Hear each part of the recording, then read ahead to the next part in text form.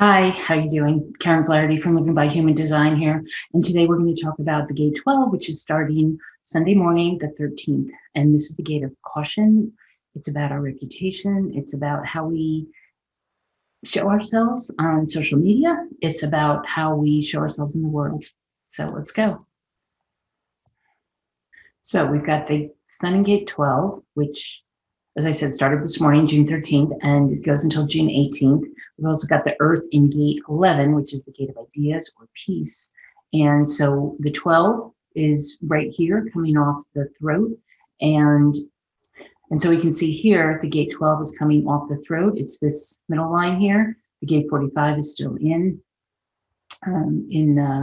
Mercury. And so it's what we're talking about, leadership. And here we have the G7, right, going on. And then, so we've got the gate 12 here. And then the gate 11 is up here, actually coming off the bottom of the ajna, the green triangle. And so the 11 is in the earth.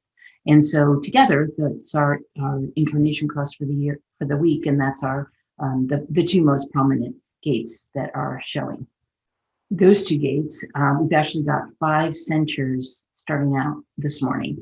And so this is, again, kind of interesting. Usually when the transits, when I'm showing you a chart with the transits and they're only the conscious or personality gates, the black gates, it's usually completely open. But here they happen to match up with other gates in the chart.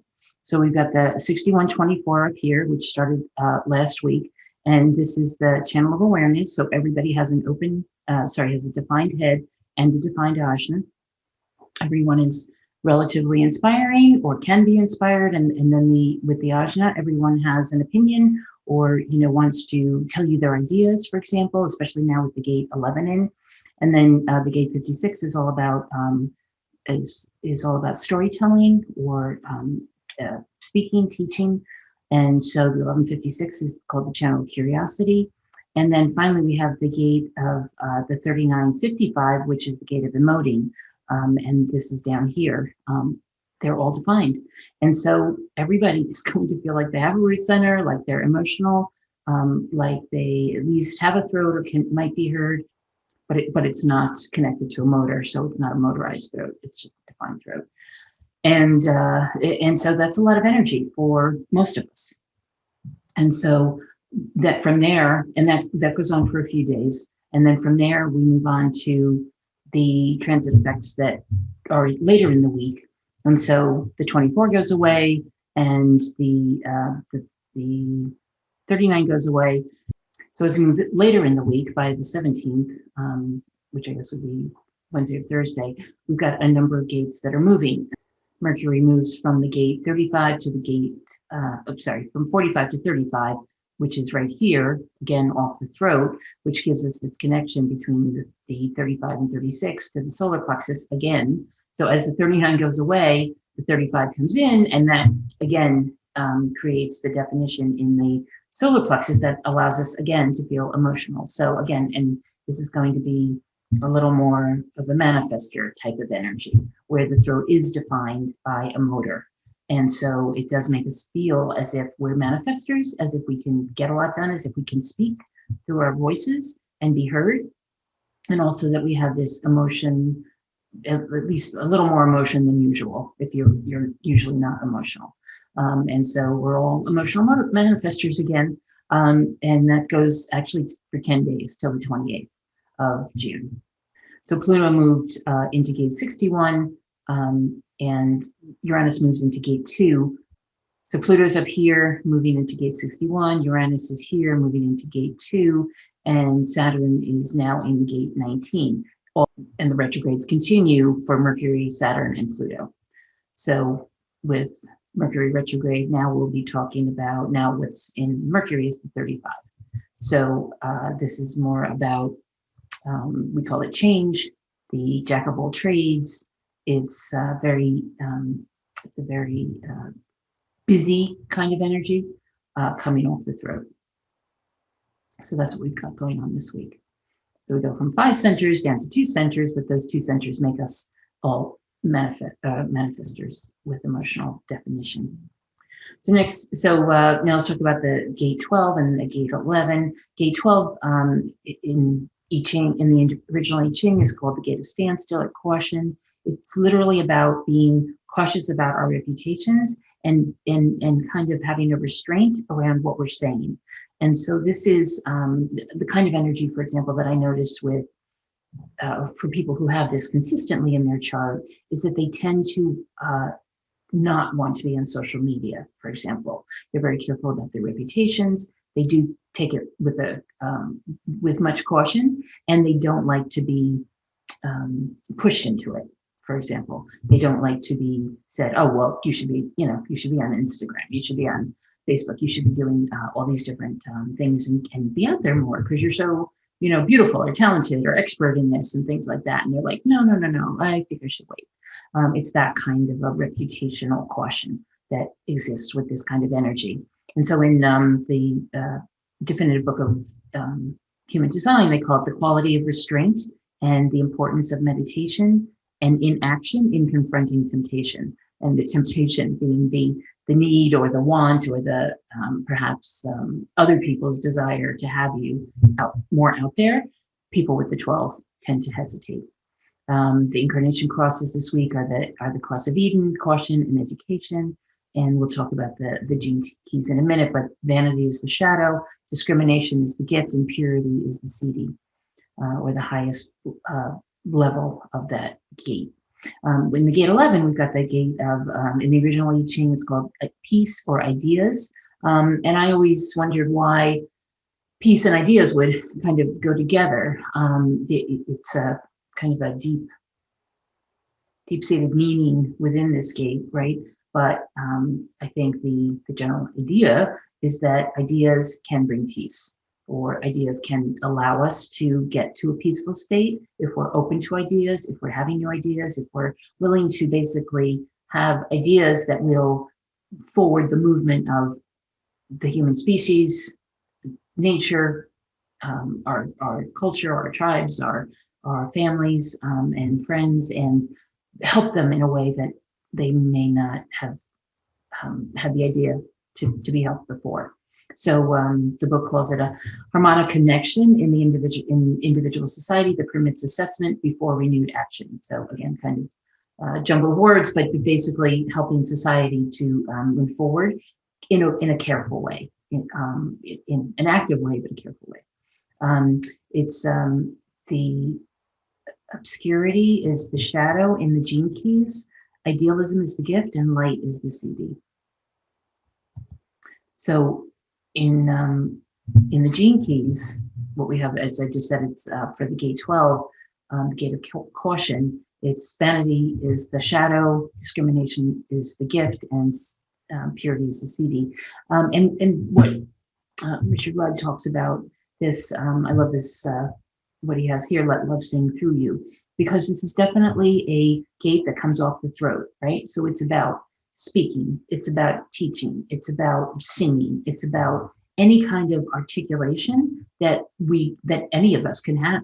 And so it's a way, how do you bring yourself to the table, right? How do you show your love for other people? How do you show your friendship, your loyalty, your the reputation that you have? How does that exhibit itself in your life? And so you can see them as mirrors in a way, that with vanity, your lower self falls in love with itself. In other words, you're enamored, right, with the way you look, or the way you sing, or the way you do something, or the way you become educated, right? A lot of people use it with regard to education. Oh, I went to Harvard and I should be respected. It's that kind of a vanity that definitely sits with the ego. And although it's not, in the heart, the irony here is that the vanity, once the vanity and the ego go away, the heart is able to come forward and really make itself known. And that's where with purity, the higher self falls in love with itself, right? So with vanity, it's the outer self, or the outer world emphasis that we put on vanity. And then with purity, it's really the higher self that we fall in love with, right? That we can see ourselves for who we are, and get rid of the ego, really, and then fall in love with everyone else, right? So that we're able to not just love ourselves, but to love other people as well. So vanity is really like an illusion of separateness, and the purity is more of the embrace of oneness, or oneness consciousness. So we've got a number of people born this week. We've got, again, it's the right angle cross of Eden, the juxtaposition cross of caution, and which is also called articulation sometimes, and the left angle cross of education. And if you look at these, there were a lot less people who were, for example, movie stars, a lot less movie stars, much more, many more people who were actually in the arts, perhaps, but in different ways. So we've got singers, we have authors, we have politicians even, right? Donald Trump, Paul McCartney has, famously written so many different songs. Steffi Graf is actually a tennis player. Lionel Richie, producer, director, and songwriter as well, and singer. So Chris Evans happens to be, and I believe Eddie Cibrian is also, those are actors. Paula Abdul, singer, right? Harriet Beecher Stowe, writer. She wrote Uncle Tom's Cabin. Pierre Salinger was a press secretary to President Kennedy in the 60s. And so, again, about the words, how the words get out. Katharine Graham, publisher of the Washington Post in DC, making sure that the words got out in an appropriate manner through her papers. So there were a lot of people who were actually in the doing, right, of putting words out in a cautious manner, and some not. So this week was an interesting week in history. Again, a lot of different things going on. June tends to be a very busy month when it comes to history. Everything from the Miranda rights case in 1966 that was decided by the Supreme Court. This is just a very odd one, and I, as I look at these pieces of history, I just had to put this in. In 1920, the U.S. Post Office Department, which is what it was called at that point, ruled that children may not be sent by parcel post. I just found that to be incredible and surprising, and definitely on taking cautions with people, which is a good thing. Also, the New York Times began publishing the Pentagon Papers. That was all on June 13th. Anne Frank began her diary after she received it for her 13th birthday, which was in our last week. I did that, and then it was published the same week in 1952, just around what would have been her birthday. The Falkland Islands War ended, and the city of Philadelphia observed the first Flag Day, and it continues to this day. In 1935, the New Deal legislation passed under FDR on June 15th. On the 17th, we received in 1885 the French gift to the United States of the Statue of Liberty, arrived in New York City, which is kind of cool. It was also the start of the Watergate arrests that occurred in 1972 that led to the Watergate hearings and the subsequent resignation of Richard Nixon. And in June 18th, in 1976, the Soweto uprising began in South Africa, which eventually led to the downfall of apartheid. And in 2000, Tiger Woods won the US Open in Pebble Beach with an unheard of 15-stroke lead. So lots going on in history, lots going on in the world with the different retrogrades that we've got going on. Those are continuing. You'll want to, the Mercury retrograde will continue until June 22nd, for example. So you'll want to be careful with regard to communications, with regard to any contracts or things that you're signing. I found that there are definitely people having issues with computers and all kinds of technology. So just beware, take your time when you're doing something, be patient. This will right itself eventually, but the energies have been very intense, and the energies have been causing people to be quite tired, to be a little irritable sometimes, to be feeling as if they're a little wired, let's call it.